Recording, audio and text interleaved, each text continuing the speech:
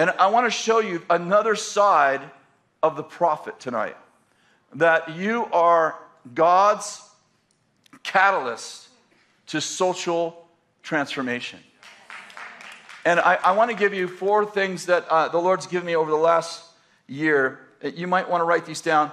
The first one I already said, that he wants to raise up prophets who are cultural architects and leaders who shape culture, inspire collective reasoning that helps to create healthy, happy, safe, and prosperous communities for the generations to come. I want to read it one more time. Cultural architects, what are they?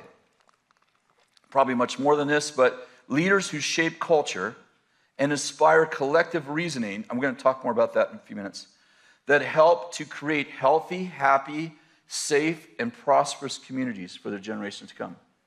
The second one the Lord gave me is prophetic solutionaries. In my mind, this is Daniel.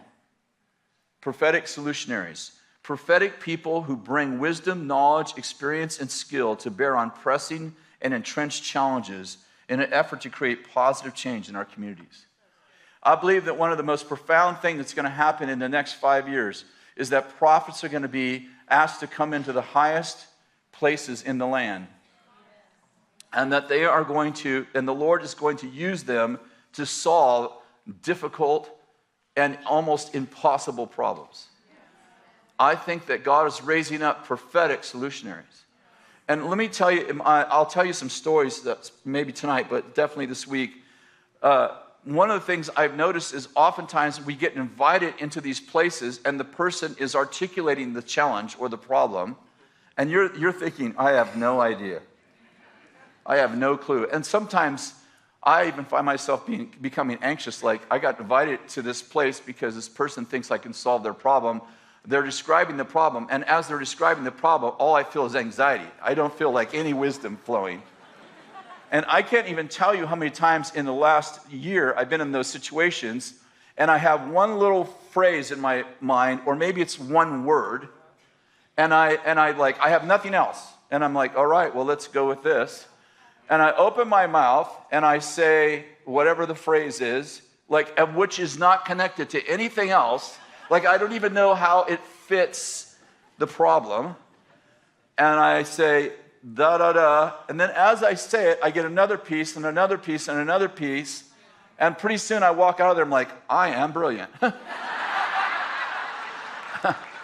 I actually think that the Lord sometimes leaves us empty-minded in the midst of the challenge being articulated because he wants to remind us, you didn't come in here with the answer. You came in here with the answer. Do you know what I mean? You didn't come here with the solution. You came in here with the solutioner. That didn't go well, but that would definitely be an edit in a book. Number 3, futurists. Futurists, prophetic visionaries who with divine foresight and inspired insights peer into the future as it was meant to be, to direct society towards their noble purpose and timeless promise. Let me read it again. Futurists, who are they? Prophetic visionaries who with divine foresight and inspired insights peer into the future as it was meant to be, to direct society towards its noble purpose and timeless promise. Basically, futurists are people who can see into the future. Because they can see into the future, they can, if you will, skate to where the puck's going to be, I think is what they say in hockey. Like, you know, the puck's there, you're skating. How many of you know, maybe this will offend some of you, but if you've ever duck hunted, if you shoot where the ducks are, you aren't going to get any ducks. You know how I know that? I never get any ducks. But you have to know, my wife's the hunter. Last year, she went hunting, and I bought her a gun, she went hunting. I'm sorry if you're offended by that. You know, if you eat vegetables, I'm like, lots of rabbits died, so you can have a vegetable. If you don't understand that, it's because you live in the city, too far from a garden. To understand who dies, so you can eat carrots. But my wife only took 3 shots and killed 3 animals. So she's a killer. So if someone breaks into our house, I wake her. I'm like, hey, baby, you might want to check that out. She also is the fisherwoman in our family. I bought her a bass boat. I think on their maiden voyage, they caught 57 fish. And the next week, they caught 212. Oh, yeah. She's awesome. What do you do? Clean house.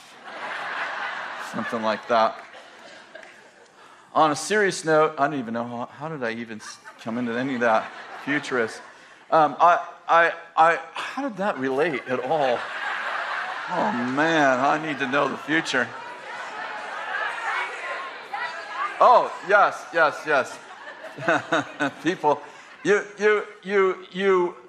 a futurist is somebody who actually sees the future before it happens, and creates a journey towards that future. And I think that that God really wants to take prophets and create a futurist mantle on them, again, for solving hard problems. And the last one, and this probably isn't going to make too much sense until I teach on it at some point this week, but Kairos conductors. Prophets who know the times and what the appropriate action, and attitude is in the times. And I believe, and this is going to take a lot longer to unfold at some point, but there's chronos. The Greeks have two words for time. One is chronos. It's where we get our word chronology, as in calendar, clock. And the other is kairos. And chronos is what we typically live in. We live in chronos times. Our life is on a clock and a calendar. Kind of funny that we have, in the 20th and 21st century, we have broken time down into seconds and minutes, right? So now we have, I don't know if the clock serves us or we serve the clock, but now you can do the right thing and you can have the right heart, but you can just be late. You're late. You're always late. And so we serve this clock. And but there's this other word, chronos, and chronos is what happens when divine favor meets divine opportunity. It's expressed all through the Bible. For instance, in the book of Nehemiah, it's a beautiful picture. The walls of Jerusalem were torn down for 114 years. They tried to rebuild them for 72 years. And what they couldn't do in 72 years, Nehemiah did in 52 days. And you know what's interesting? He did it with the same people they tried to rebuild it with for 72 years. What I'm getting at is he didn't bring a different crew in. He used the same crew, and how many know he stepped in to a Kairos moment. And one of the symptoms of Kairos moments is that things that took a long time suddenly happen. Like they suddenly happen. Like things suddenly happen. And I want to tell you that I prophesied a couple of years ago that we're actually in a Kairos moment where things that took a long time suddenly happen. That divine favor meets divine opportunity. Maybe you should take that word for yourself. Maybe you've been here, maybe you're here and you're sick and you're like, I've been sick for 15 years. I've actually just learned to live with it. And you're like, I'm living in chronos times. I am living in the cycle of life. And then all of a sudden you step into this vortex of Kairos time, and things that you didn't even believe for suddenly happen. Maybe your body's suddenly healed. Maybe your son or daughter is suddenly delivered. Maybe they're suddenly come out of their mental illness, or they suddenly come off their drug addiction, or maybe you haven't seen them. I feel like there's two people in here. You haven't seen your children for years. Like you don't even know if they're alive, and you're like, you've given yourself to prayer. It's like, Lord, they're yours, and I don't even know what to do with that, and they're going to suddenly call you. And when they call you, you're going to say, that crazy prophet, he was right. I should get his book. But on a serious note, they're going to suddenly call you, and you're going to realize not just that they connected with you, but they connected with you because you're in a vortex of God's favor and his divine power. And so I believe that God wants to raise up Kairos conductors. You know what? I'm using the word conductor as in a music conductor. You know, the conductor doesn't necessarily play an instrument. At least they don't need to play an instrument. They definitely don't play an instrument in their conductor position. They don't play an instrument, and maybe they can't even sing. But what they do is they actually understand the music, what song needs to be played, what key it needs to be in, and who needs to play next. And how many of you know, everyone just blowing their trumpet, just playing their instrument, how many of you know that's not music. That's sound. And music is sound that's conducted for beauty. And what I'm getting at is that life is often a whole bunch of sound. Everybody's playing their trumpet, playing their instrument, wrong key, different songs, and somebody steps in and goes, oh, silence. Okay, everybody in this key. This is the song we're playing. Ready? We're going to start with the strings. And suddenly, somebody takes charge of the times and starts to be the conductor in the room. And how many of you know that you may resent the conductor at first, but when you see the beauty of the sound, let me say it this way, when you see the beauty of the music that was once just a non-collaboration of noise, become a beautiful symphony. Are you with me? A beautiful symphony. In fact, the word agreement comes from the word symphonia. It means to make a symphony. Somebody steps in and says, let's come to an agreement.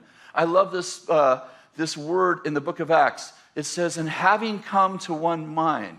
This is that same sense of symphony, agreement.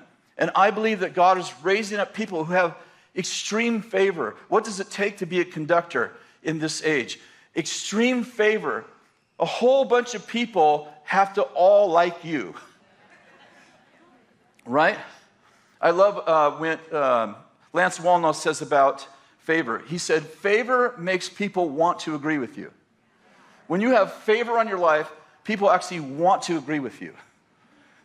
It takes that kind of favor to be a Kairos conductor. That everybody wants to play the song you think is supposed to be played, in the key you think it should be played in. And I believe that God's raising these Kairos conductors up.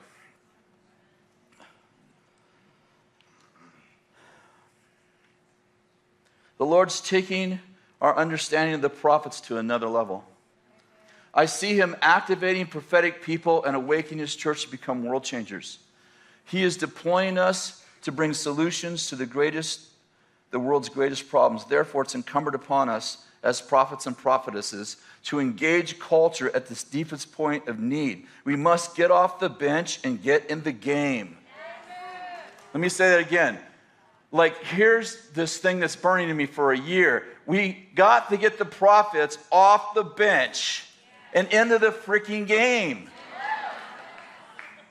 I don't know what to do. Well, you're not gonna know on the bench.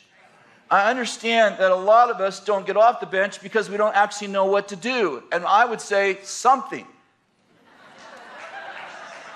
Banning Leifster preached a great message. It was really simple. He said the difference between people who do something and the people who don't is the people who do something, do something. And his point is that the difference between great people and not great people are just the people who great people just do something. Well, how do I know if I'm doing the right thing? Well, if you're doing the wrong thing, it'll be wrong, and then you'll know what to not do so you can do the right thing. Very seldom do you know the whole story sitting on the bench.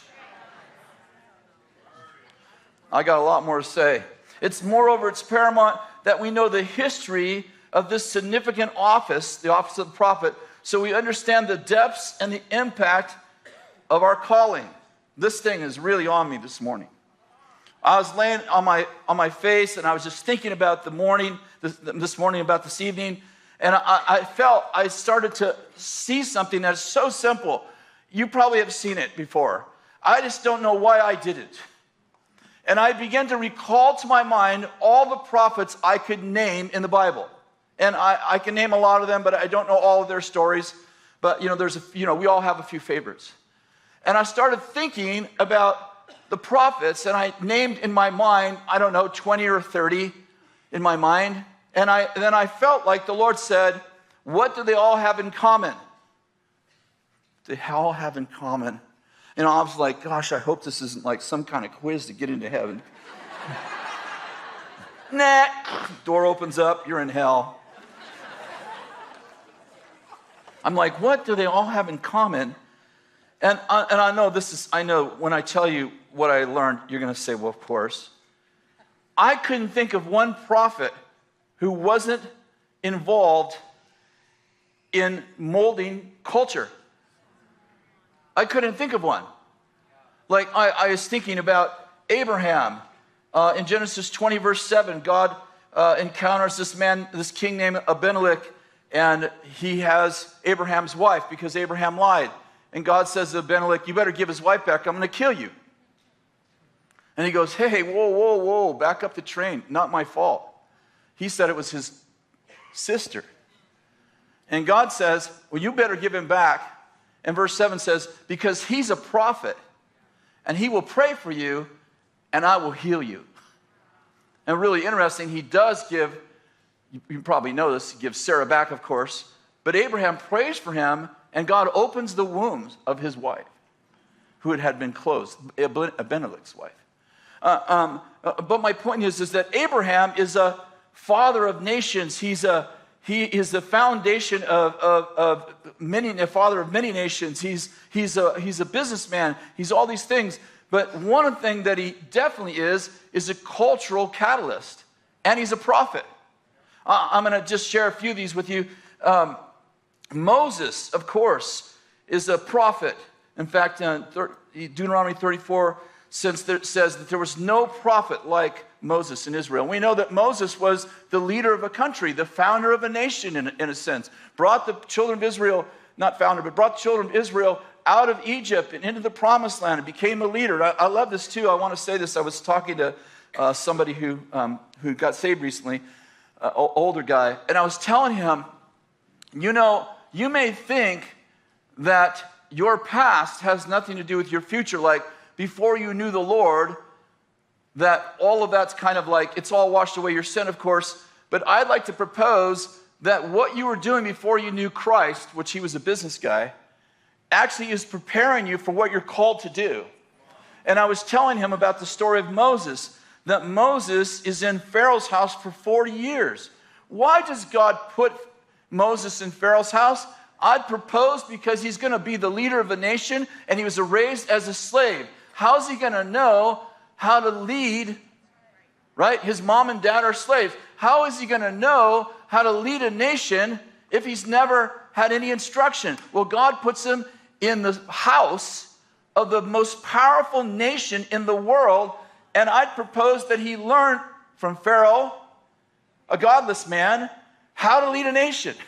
Now, there are probably a lot of stuff he had to unlearn, but the point is that if you've never led anything before, and of course he was put there as an infant, but the point is if none of your family has ever done anything but slavery, probably you got some really good teaching in Pharaoh's house.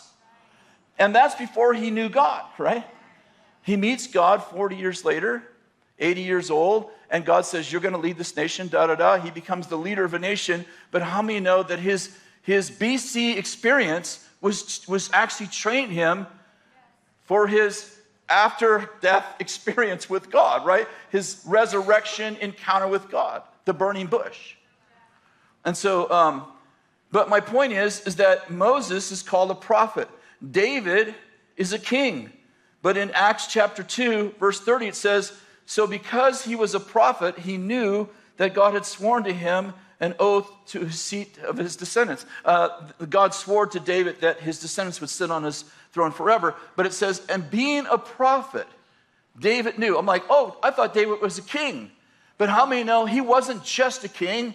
He was a prophet and a king. My point is that prophets were the people who engaged culture.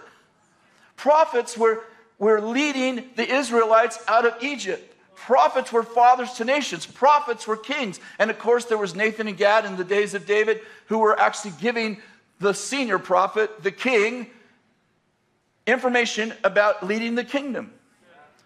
There was Ezra the prophet who helped direct kings. There was Isaiah the prophet who helped direct kings. There was Daniel the prophet who ministered and directed for kings. There was Jeremiah, also directed kings. Ezekiel, Elijah, Elisha, Hosea, Haggai, Malachi. These all have one thing in common. I couldn't find the name of anyone, and I'm sure there are some, by the way, but I couldn't find the name of any prophet who wasn't actually molding culture. And I'm like, wow, this is amazing. Think about it. Who were the cultural catalysts in the Old Covenant? They were all prophets. Even the kings who were molding culture in God were prophets. I'm trying to say, if society has moral issues, maybe it's because the prophets are staying in the church and they haven't engaged with their cultural commitment. I'm saying, is it possible that morality is going to hell because the prophets only equip the saints and they're not engaging culture as they did for 4,000 years in the Old Covenant? I'm saying, if you're called to be a prophet, your prophetic history is fathers and mothers who engage culture and change the mindsets of nations. I'm glad that people do, but I believe that it's a prophetic call on the life of every prophet that you don't just train and equip people, that you engage culture and you shift the mindsets of nations. With the history of the prophets in mind, it seems obvious to me that God has given his prophets the responsibility of awakening the church to her glorious call and provoking the people of God to action. We must be activists, especially when it comes to morality. Immorality is dominating almost every sphere of culture. Is it possible that the responsibility of the moral condition of society rests directly on the shoulders of the prophets, as we have forgotten our mandate, abandoned our mission, and allowed the devil to intimidate us into silence?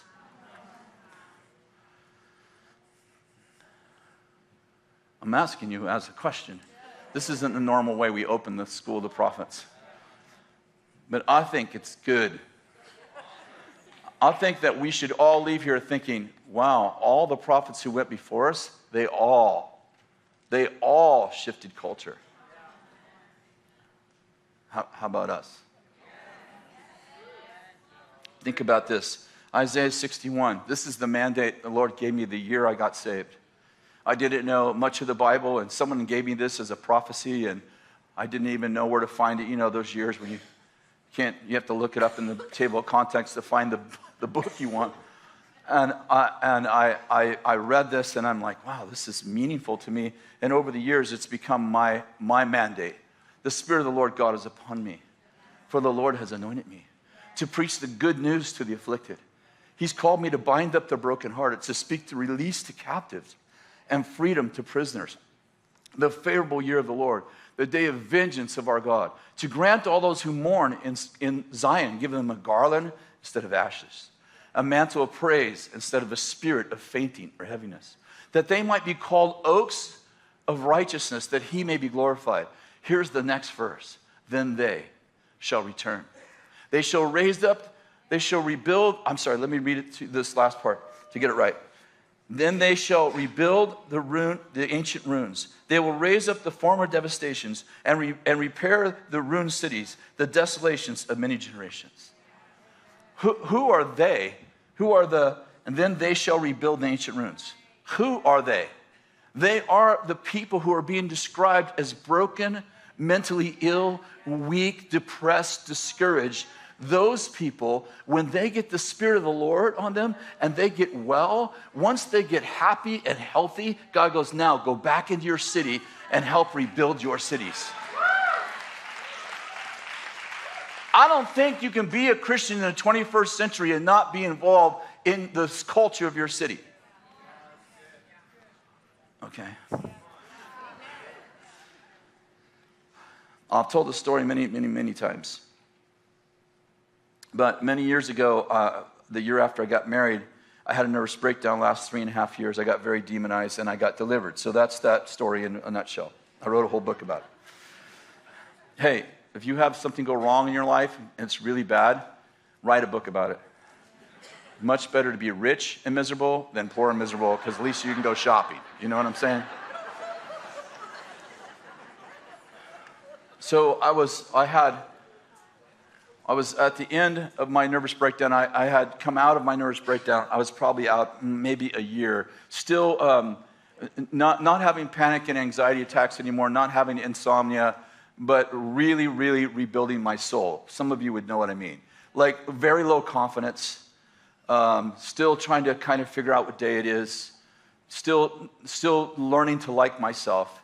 All of those things were still very present. So I would say I was still broken, but I was not like mentally ill or anything like that. And so we had a business, and I would come home every night after work, and we kind of had that. We kind of had some rhythm that we built together, Kathy and I, and at the time 3 kids. And I would come home, and the kids were like, "Daddy, Daddy," Of course, you've worked a 10-hour day, and it's like, I'm having panic attacks again, And so we kind of worked out this deal with Bill Johnson helping us, that I would come home, I would greet all the family, love on the kids, and then I'd get to go take a bath in my clawfoot bathtub for an hour while Kathy cooked dinner, and that would be my, kind of like, you know what I'm saying? Kind of like decompress, detox, get a little breathing room, and then from the time I got out of the bathtub, I would take the kids for the rest of the night, and that became our rhythm during the week. And so and I think it was the bathtub because it was the only room in the house that actually locked. So I don't think there was anything super spiritual about the bathroom except for none of the other rooms locked. And so I would do that. I'd go in, and we did that for years and years and years, probably 20 years. I sat in that bathtub. And I have 3 Bibles that from those days, and they're all, you know how steam affects your pages? Like all my underlinings kind of looks like women's mascara when the Holy Ghost comes. And the pages are kind of like, all. So one day I was in there just doing what I do. And by the way, it was never an exciting time. It was just it was actually more like relaxed than anything. And then I'd read my Bible and I'd pray. And I was doing that one day, about a year after my nervous breakdown, and the Lord walked through the wall. I've actually only had 2 encounters with the Lord in all my life where I actually saw him with my eyes, and this was like the first one. And he walked into the room, and you probably have heard this if you've heard any of my messages over the years, but the Lord walked into the room, and he began to talk to me about my divine destiny. And he stayed with me for a half an hour, so it wasn't a little quick thing. It was a long encounter. And he began to talk to me about my future. And he said, most of the things he said to me, I never share with anybody. And I didn't share this for years. But he said to me, "I've called you to be a prophet to the nations. And you are going to minister to mayors and prime ministers and kings and presidents, and you are going to you're going to bring the kingdom to governments, and you're going to shift the course of history towards the king and his kingdom till the kingdoms of this world become the kingdom of our God." And he shared a whole bunch more with me, and I was stunned. Remember, I'm still in that place where I'm trying to figure out, I have no confidence in the Lord's telling me I'm going to prophet to nations, like a prophet to nations. And then he turns around to leave, and before he leaves, he turns back to me, and he walks over to me, and I will never forget this whole encounter. And he points right into my eyes, and I could see in his eyes the world. And he said to me, "And history will tell us if you believe me." That completely changed my theology.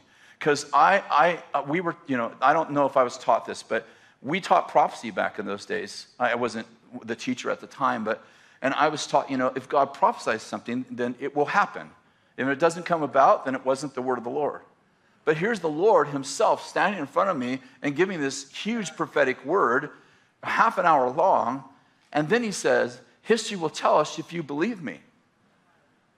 And when that one moment, probably the thing I grasped most is that I had to do something about what he just said to me.